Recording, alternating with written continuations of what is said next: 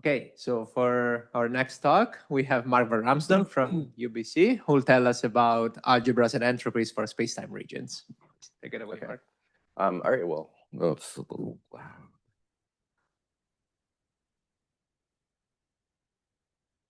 Okay, yeah, so thanks so much for the invitation.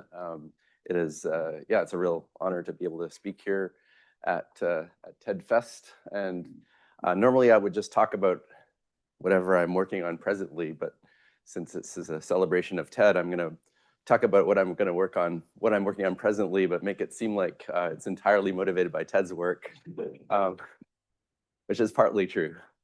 So it actually almost all goes back to TED's famous paper that came out right when I was graduating as an undergraduate. So I guess I've spent my career understanding things related to this, but so this is I think one of the things Anthony mentioned. So TED is a couple of times every 20 years or so writes a really intriguing paper where you start with something that involves an entropy that's really a local geometrical quantity in the bulk and gravity, and using an assumed first law type relation ends up with the Einstein equations. And of course, this was inspiration for some of my work that Anthony mentioned. I grabbed this quote from the paper that I thought was particularly prescient in 1995. So I couldn't resist showing you this is the from Inspire, the number of citations of that paper per year, and extremely impressive that it keeps going up. And I was thinking, man, I should have invested in that. Actually, I was wondering. I asked Google or Gemini, what if I took the title off and I asked, what stock is this? And apparently it's gold. It's actually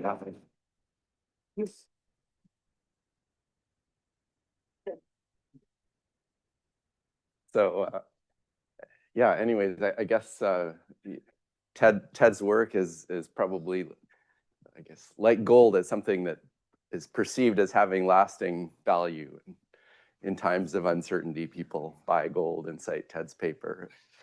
Anyways, so with that as some background and motivation, I wanted to kind of focus in this talk on the question of, when can you just take an area or generalized entropy in gravity and actually believe that it's some real kind of thermodynamic entropy or statistical entropy.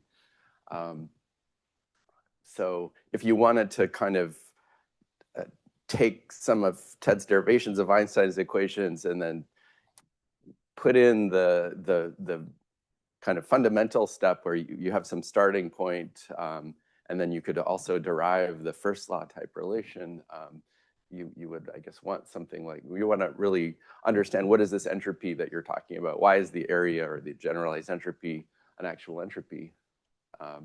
And so actually, Anthony did a nice job reviewing some of the things I need. So in quantum field theory, as Anthony mentioned, you could just take a quantum field theory, cut it off if you want finite entropies, and consider whatever region you want, and then there's some entropy you could assign to the region, with subtleties for gauge theories and so forth. And that entropy is then just has a leading term, which is a regulated divergent entropy, and so that's going to be just proportional to the area of the boundary of the region and divided by some cutoff area.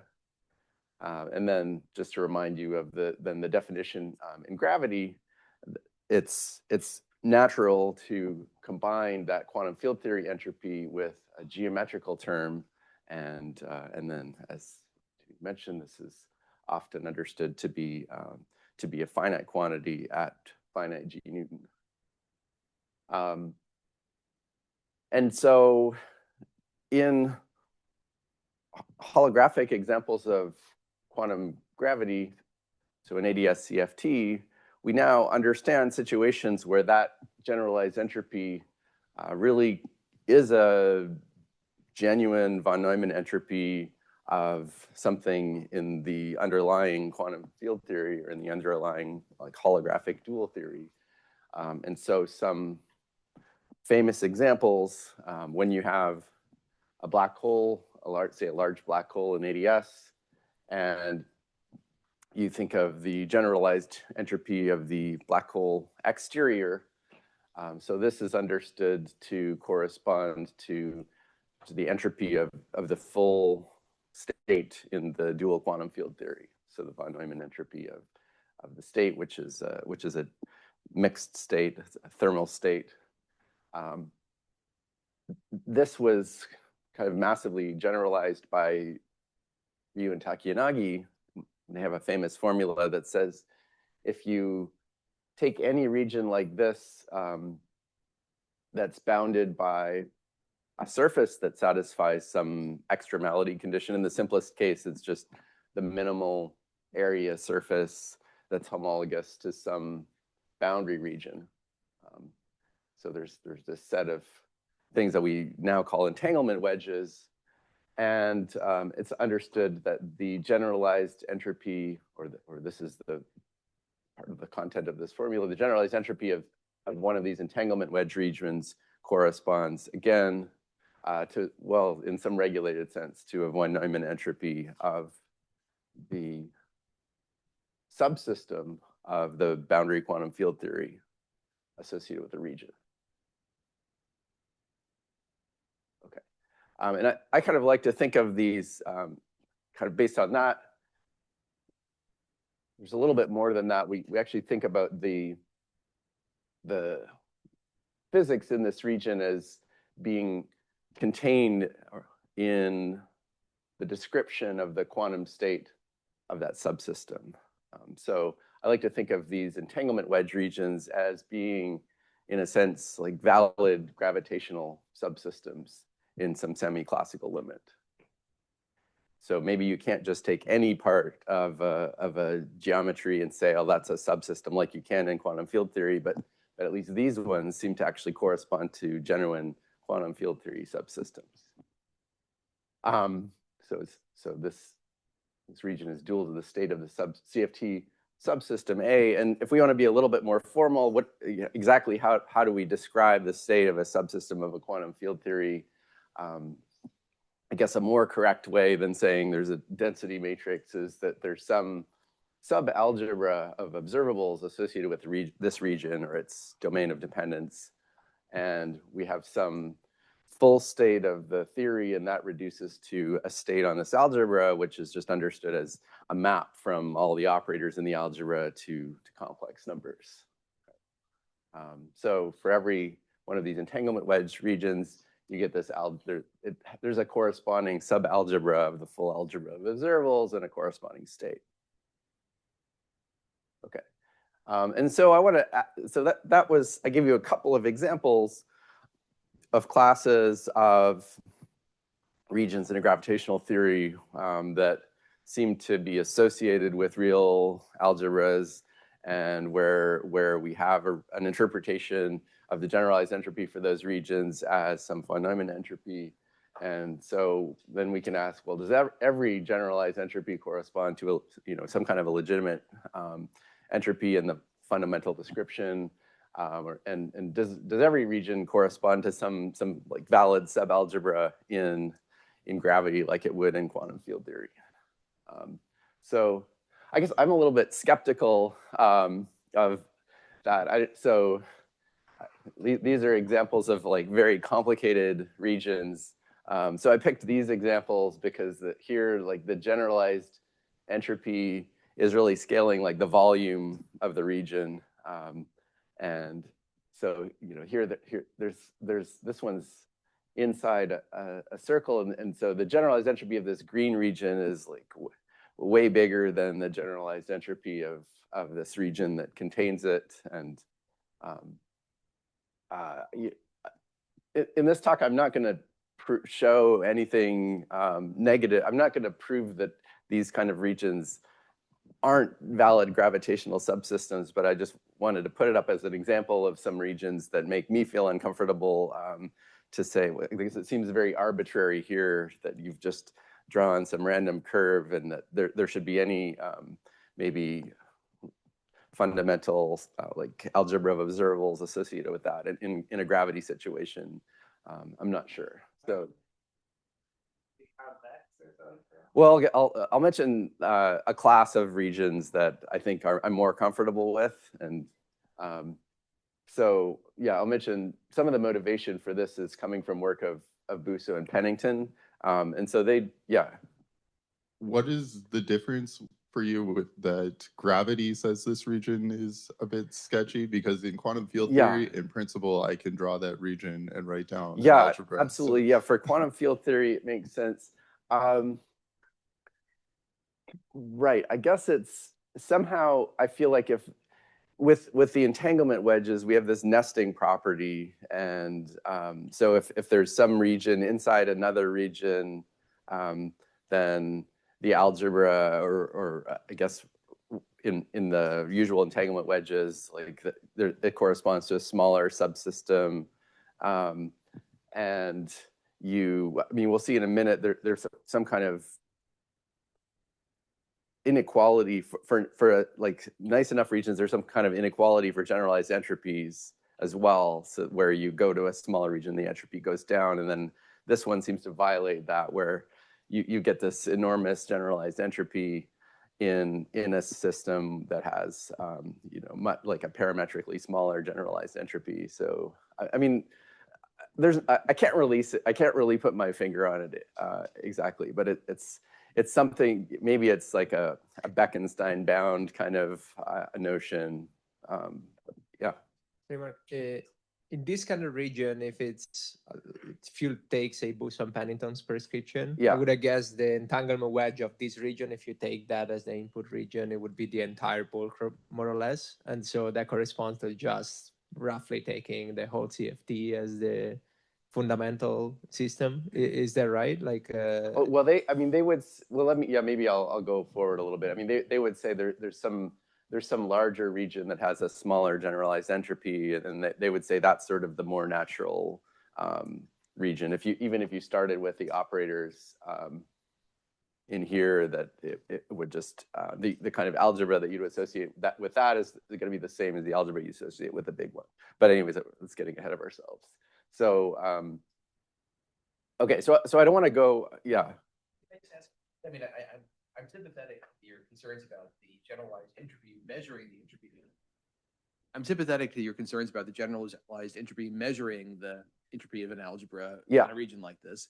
But I'm also sympathetic to the comment that Anthony made in his talk, which is that if you can specify the region in a diffeo invariant way, how can there not be an algebra observables associated with it? So my question that I wanted to ask is, do you think those two questions are equivalent?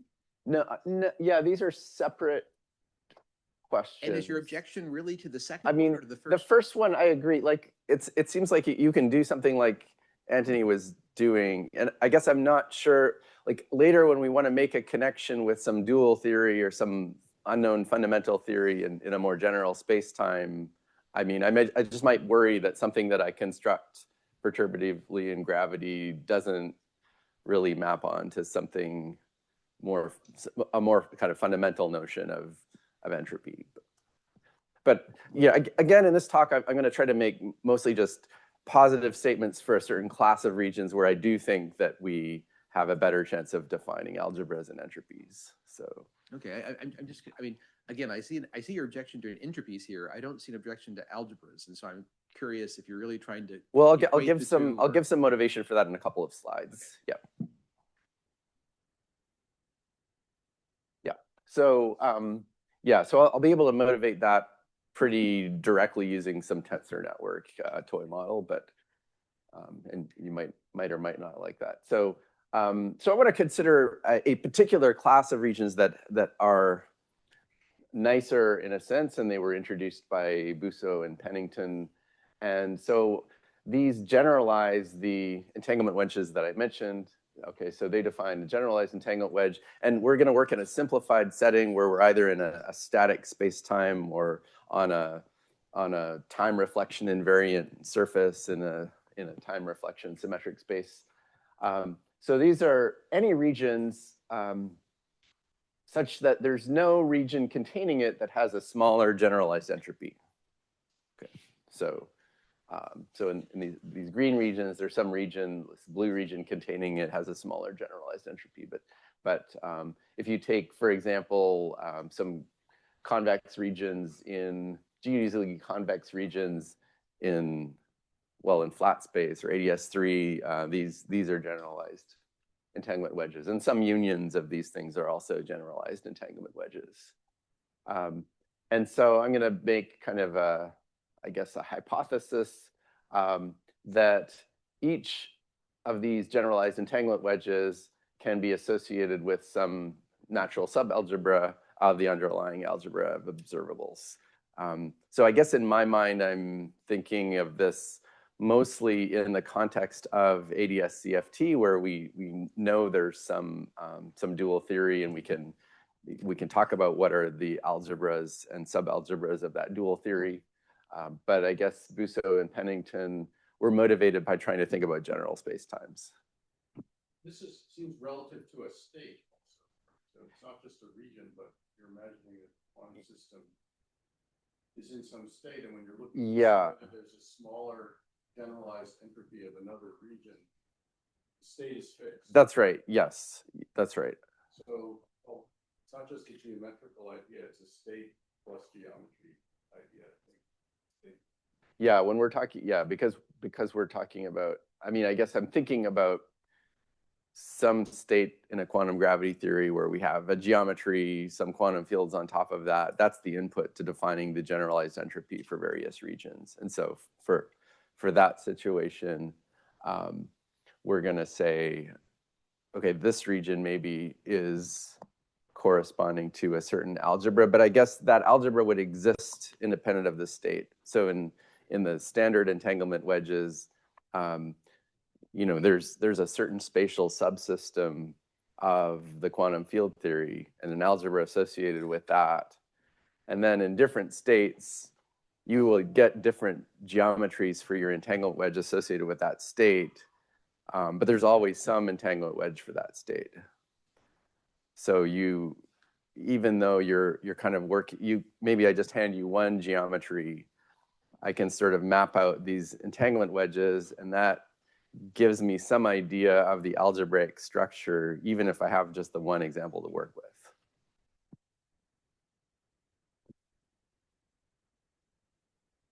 Okay, maybe I'll just jump right to some motivation for these regions and the hypothesis, which I think was also mentioned by Busso and Pennington in their work. And so I don't know, maybe many of you have seen this idea that tensor networks can provide a toy model for ADS-CFT. So the idea is we're imagining constructing a state on a tensor product Hilbert space, and each one of these external legs corresponds to some say, in our case, it'll be a high dimensional Hilbert space. So we have a product of a bunch of high dimensional Hilbert spaces.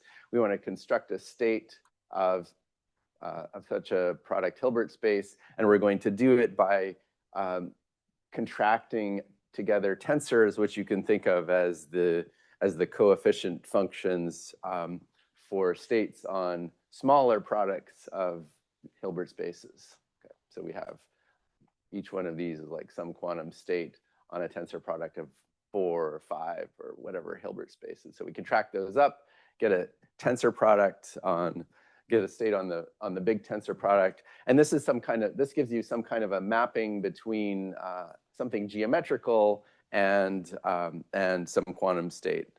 So it's a little bit like ADS-CFT in that there's some relation between geometry and a kind of state that lives on the boundary.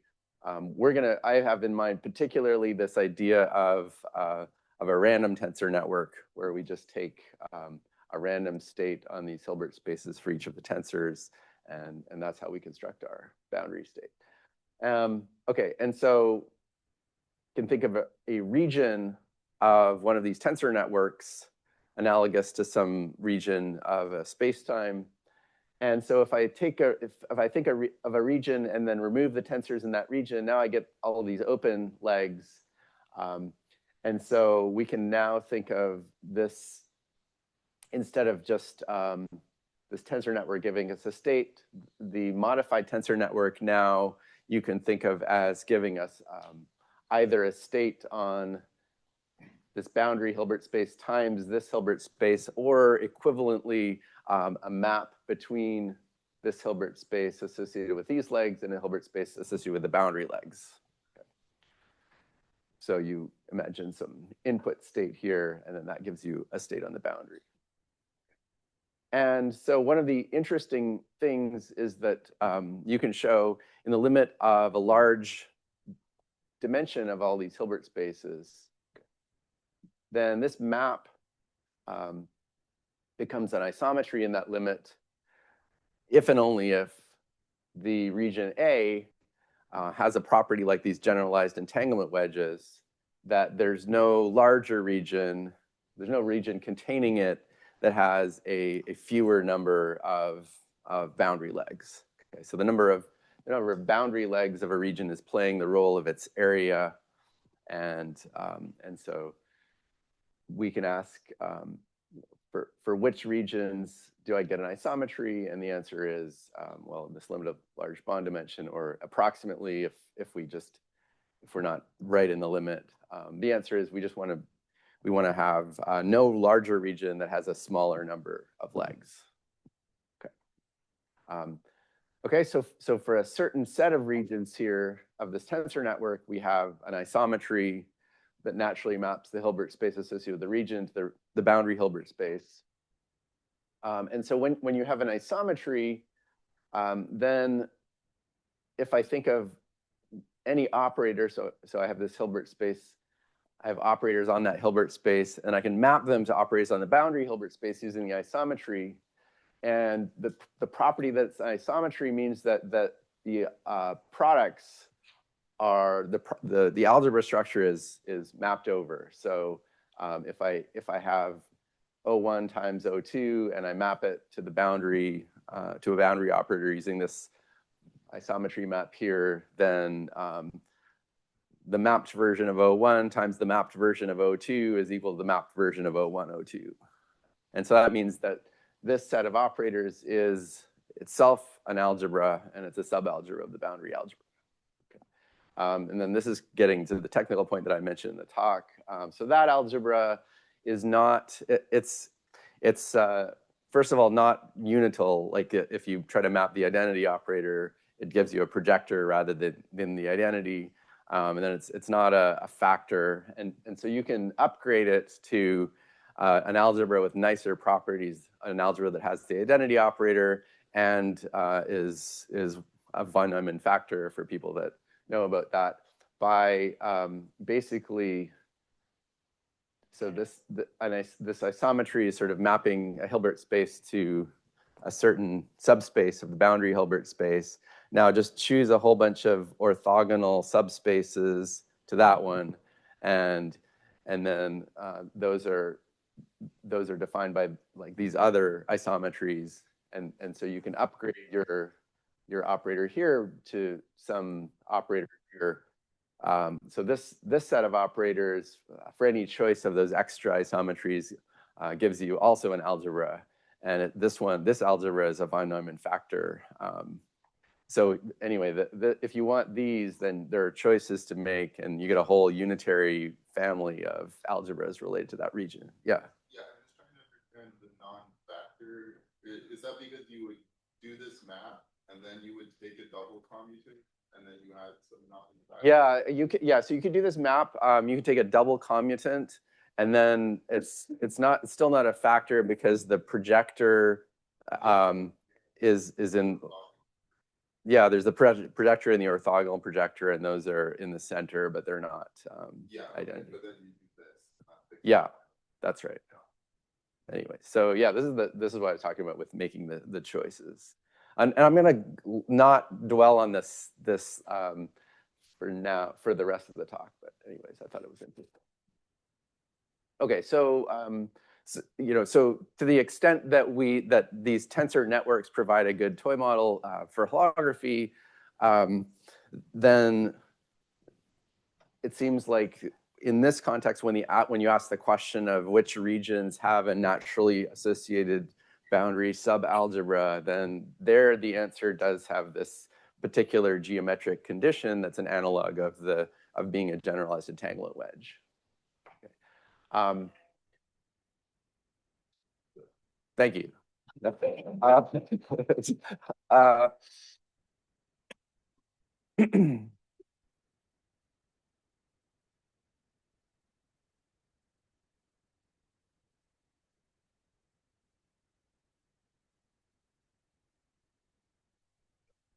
Uh-oh. Overheated?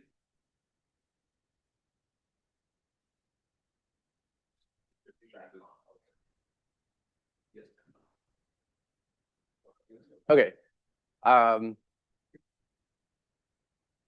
Okay, but even if you don't like tensor networks, or you had no idea what I was just talking about, there are other reasons just intrinsic to the definition of these generalized entanglement wedges that make it maybe somewhat plausible that there could be some associated algebras. And so if you think about the set of these generalized entanglement wedges, defined that they have no larger region with a smaller generalized entropy, so those things have a bunch of mathematical, that set of wedges has a bunch of mathematical properties. There's a partial ordering by inclusion. You can prove that if you have the intersection of any two generalized entanglement wedges, it gives you a generalized entanglement wedge. There's a natural way, given any two generalized entanglement wedges, to identify a unique kind of minimal larger wedge containing them. And then there's, for those generalized entanglement wedges, if you think about their generalized entropy, then there's some nice properties that Busso and Pennington showed. One is that there's a monotonicity. If you go to a wedge that contains another wedge, the generalized entropy always increases. And then there's an analog of what looks like a strong subadditivity relation for the generalized entropies of generalized entanglement wedges. Okay, so compared to just like the set of all possible wedges, the set of generalized entanglement wedges has a lot of nice mathematical properties, and they kind of mirror properties that we have for subalgebras of an algebra of observables. So if you have some set of subalgebras of some bigger algebra of observables, those are again partially ordered by inclusion. They're closed under intersection. You take any two algebras, intersect them, you get an algebra. The union doesn't generally define an algebra, but there is some minimal larger subalgebra that you can construct that includes it. And then also for algebras, then there are ways of defining entropic quantities. And so we're going to ask later, are there specific things we can associate, and is there an algebraic quantity that we can associate that will allow us to reproduce these? So yeah, kind of just based on these features, you might suspect that the reason these properties work is that there's some connection between these and some underlying algebras, and this sort of motivates a mapping that maybe the reason that all the properties of the generalized entanglement wedges look like properties of algebras is that you could identify for each of those generalized entanglement wedges some algebra, and then if it were, you could postulate these various properties that the inclusion of generalized entanglement wedges would be associated with inclusion of algebras, and the intersection of wedges would be related to the intersection of algebras, and this join operation would be related to the join, and that this generalized entropy would be some algebraic entropy that would have those other properties. And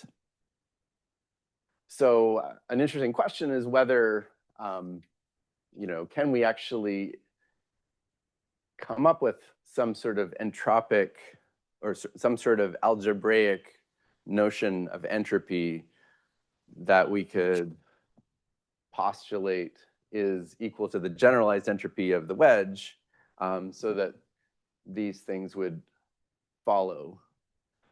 And so this is maybe going back to some of the early evidence for the Ryu-Takayanagi formula when it was postulated that the generalized entropy of some region, or at that time probably just the area of the boundary of a region, was equal to the von Neumann entropy of some boundary density matrix.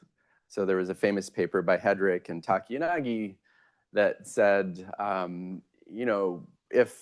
if this thing is an entropy, it's got to obey entropy inequalities. And there's a famous entropy inequality, which is the strong subadditivity of von Neumann entropies, which is basically something that looks like that.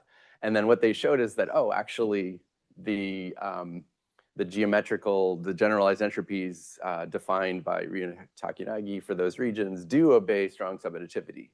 And so here, Bousseau and Pennington are pointing out that, and that was for these original entanglement wedges. Bousseau and Pennington point out that actually their generalized entanglement wedges also obey this strong subadditivity. And so it's hinting that, well, there could be some underlying real entropy inequality that implies this. Okay, so I'm going to say one proposal for what this entropy might be. So we have some generalized entanglement wedge. We're postulating that there's an algebra associated with that. And we want to know what property of that algebra is equal to the generalized entropy that will make these work. Okay, so yeah, this is a little bit of an abbreviated version of all the background, but I put in just enough, hopefully, that you can understand this proposal. Okay, so if we generally have an algebra and we have a state, which is a map from the algebra to C. Okay, so one of the things that you can do fairly universally in I think most types of algebras, so you can't actually always define an entropy depending on the type of algebra. But what tends to work almost always is the notion of relative entropy. And so this is something where you just take two states on the same algebra, and you can think of it as a measure of the distinguishability between the two states. Or I guess a definition that I kind of like is like, imagine you had this state, and now we replace this state with this other state, omega 2. And so, maybe they share some information, but we've in general lost some of the information that we had by starting with some of the information that was there in W1, but not in W2. And so this kind of quantifies how much information we lost if we make that replacement. Yeah. Why are you saying almost always? It always works. I think it. I don't know. For all the algebras I know, I don't know. Yeah, it's always true. Yeah. Okay. All right. Good. I wouldn't be surprised if some mathematician has come up with some type of algebra where it fails. I just was being conservative. Because you were in the audience. I don't know. So this is a nice quantity to work with. Okay, so that's one thing.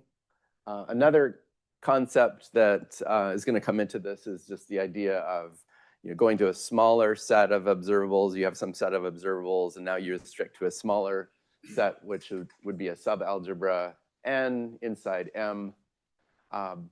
And now, and this definitely doesn't always exist, but in many nice cases, there's a natural way to take an operator in the bigger algebra and just kind of project it down to an operator in the smaller algebra. So there's this is the notion of a conditional expectation. And in many cases, it's literally just, you think of this algebra as a vector subspace of this algebra, and then you literally just do an orthogonal projection of an operator in the bigger one down to the smaller one, and that's your conditional expectation. And so it's kind of like the best approximation of an operator in a more complete set of observables by an operator in a smaller set of observables. Okay.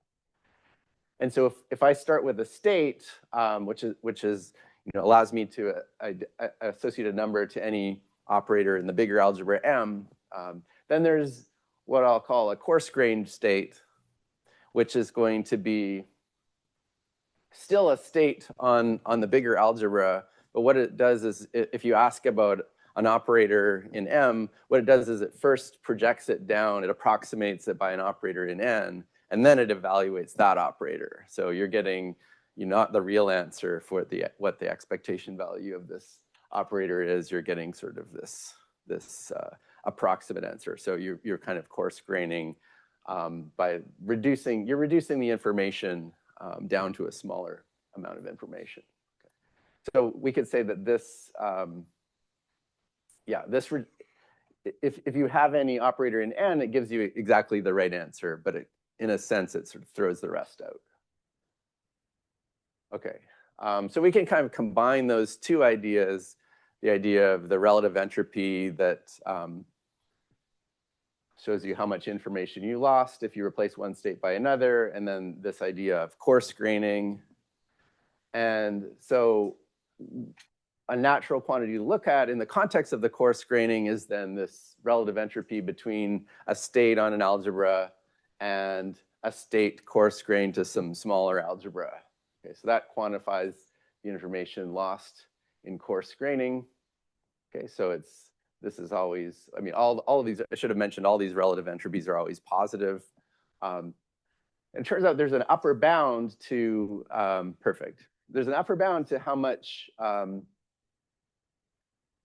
information you can lose, which depends only on the two algebras that you're talking about. So if I think about all the possible states I could start with on the bigger algebra, and then take the supremum of this information loss quantity, then that quantity is something that people call log of index of E. So this is the index of the conditional expectation. But yeah, kind of a useful practical definition of this is that it's the most amount of information you could lose by the coarse graining. Okay, and so this is now the kind of final formula that we came up with. So we were trying to find some interpretation, some kind of consistent interpretation for these generalized entropies, or more general, or the generalized entropy differences in terms of some algebraic entropic quantity. And what seemed to work with all of the properties that Bouchot-Pennington showed, it's kind of a weird, looks like a weird combination, but remember, this is like the maximum amount of so we have two regions, omega W1, W2. We're postulating that there's some algebra associated with each of these in the fundamental theory. And then we can think about, how much information do you lose if you just restrict yourself to the operators associated with region W1 compared with thinking about all the operators. So that's the amount of information you lose for the particular state that you're looking at. This was the maximum amount that you could lose for any state on that bigger algebra. And so this is kind of like, how far are we from the worst case scenario for the information loss, if I wanted to put some words into it. So with this definition, almost by definition, we can show these properties that Bouchot and Pennington found. They follow from properties of relative entropies and these indices. So So we already understood that this was the maximum possible value of this, so this has to be positive, so this is always true. And then the other thing that Busso and Pennington showed was this strong subadditivity, and we can also show that this is true given this definition with certain, there's a couple of assumptions that I'm not writing on this slide that you'd have to look at the paper. Okay. So this all looks a bit weird, but if you actually do an example, so if I go back to the tensor network and I pick some region of the tensor network, and then I apply this definition and I ask, well, what does it actually give you in that case? So if I have a region and then let's say I consider some general mixed state on some region A, and then I use the tensor network to map that to some boundary state. And now I take this formula and I say, what does that give? Sorry, I guess I can, so the reason I wrote it as a difference is that in many situations, like when you have ordinary entanglement wedges, there's not actually a finite generalized entropy, but you can have a finite generalized entropy difference. So this is kind of the most general way of writing it. But in cases where your region doesn't go all the way out to an asymptotic boundary, you can make sense of a regular generalized entropy. So you could take one of these regions to be trivial and then define the generalized entropy that way. So with the tensor network example, if you take a region A, then the definition here, it just gives the log of the dimension of this Hilbert space A, which is like related. It's the thing that plays the role of area in tensor networks. So it's related to just the number of boundary legs times the log of the dimension of the Hilbert space of each one. So that is the thing that's understood to be area of a region, and then plus the von Neumann entropy of the state that we feed in. So it actually gives just what we want, even though it looks odd or maybe unfamiliar. So at least there's sort of some checks in cases where we kind of know the answer. This is giving back what we think. And that's the case where TA is an isometry. And that's the case where TA is an isometry, yeah. Okay, yeah, so that's pretty much, that's all I wanted to say. We're in progress with the tensor network setting, we can be a lot more concrete and kind of try to check all of these properties like the inclusions of algebras and the intersection properties and the union properties, and we're sort of in progress with that. So I would say all of this is pretty preliminary. It's more of a hypothesis, and it's interesting to compare with explicit constructions like Anthony was telling us about, and hopefully we will be able to refine all of this, and hopefully it gives us some insight, maybe more generally into the mathematical structures underlying quantum gravity in ADS-CFT, where we already have a boundary description or a fundamental description, and then maybe more generally, because you can have these generalized entanglement wedges for any space-time. Okay. Thanks.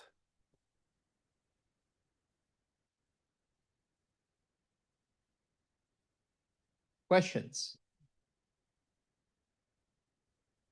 The relative entropy term, the like omega with respect to omega composed with E. Yeah. That is there some interpretation as a mutual information of that term? Because I think that's normally how you would write. If you like literally traced out a factor, I think that's a mutual information for the state. So yeah, I'm just wondering. I mean, let's see,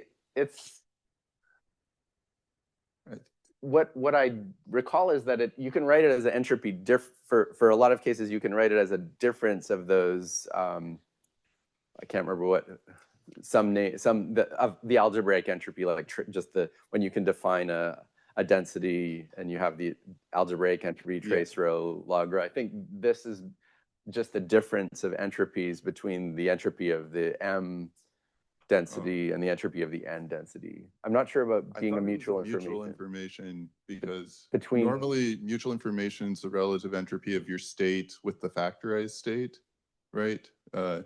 Oh, yeah, Right, yeah, but yeah, okay. Omega composed with E is a factorized state. If you could talk about the thing that you traced out. So, anyways, okay. Okay, yeah, I'm a little bit confused about Okay, that. yeah. Let's see, yeah. Just a little technical question. When you're talking about projecting the subalgebra, at one point, are you talking about projecting in the trace norm or what? Yeah, so I'm just defining an inner product. I get, what is it, Hilbert Schmidt trace of O dagger O. When I can, in cases where I have a trace and everything, I can define an inner product by trace of O dagger O, and then I use that inner product to define orthogonality and projection and everything. Okay, so when you do that, what are the algebraic properties of the projection exactly? I mean, just generally. Do you get a closed subalgebra is what I'm really asking when you project. Yeah, so I'm already Necessary. assuming that we have a subalgebra. Oh, So, okay, all right. yeah, so Okay. N I is a got the order. subalgebra of M, and then it's also a vector subspace, and so I can project to that vector subspace. But it started out already being an algebra. Okay, Yeah. thanks. David?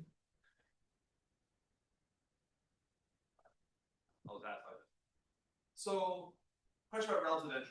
Okay. So relative entropy, you were arguing this is something that Anthony had said about it always decreases. And is this always true? And that's true in general for Markovian processes. Okay, but for non-Markovian processes, you can actually get that the relative entropy increases under certain operations. I can sort of see that on the information theory side, right, of how this could happen. Information goes out into the environment, but it's not Markovian, so it can come back, and you have these oscillatory behavior in the relative entropy. Is there a geometric parallel to this that I can think of this in terms of the geometry of wedges and such on the geometric side that would correspond to the Markovian, non-Markovian difference? Yeah, that sounds interesting. I guess let me think. So here I was never particularly thinking about processes where we were changing the state, but yeah, you could imagine such processes.